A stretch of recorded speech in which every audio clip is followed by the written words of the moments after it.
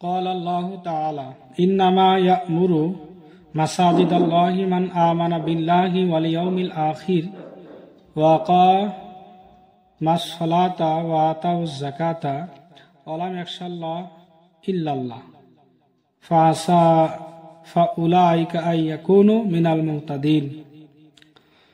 আল্লাহ তাআলার মসজিদ সমূহকে আদব করা ওই সমস্ত লোকদের কাজ যাহারা আল্লাহ তাআলা ও কিয়ামতের দিনের উপর ঈমান আনিয়াছে এবং নামাজের পাবন্দী করিয়াছে এবং যাকাত প্রদান করিয়াছে এবং আল্লাহ তাআলার উপর এইরূপ তাওয়াক্কুল করিয়াছে যে আল্লাহ তাআলা ব্যতীত আর কাহারও ভয় করি না।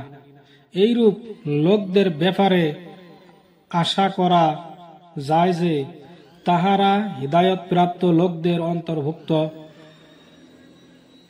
অন্তর্ভুক্ত হইবে, অর্থাৎ আল্লাহ তাআলা তাহাদিগকে হিদায়ত দেওয়ার ওয়াদা করিয়াছেন। তাওবা। আল্লাহ তাআলা হিদায়ত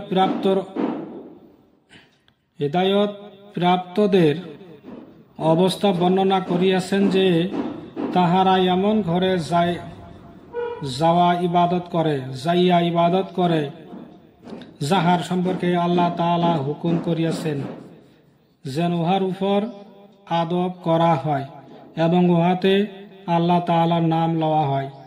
সেই সকল ঘরে সকাল সন্ধ্যা এমন লোকেরা আল্লাহ তাআলার পবিত্রতা বর্ণনা করে তাহাদিগকে আল্লাহ তাআলার স্মরণ হইতে, নামাজ পড়া হইতে এবং যাকাত দেওয়া হইতে না কোনো ক্রয় গাফিল করে না।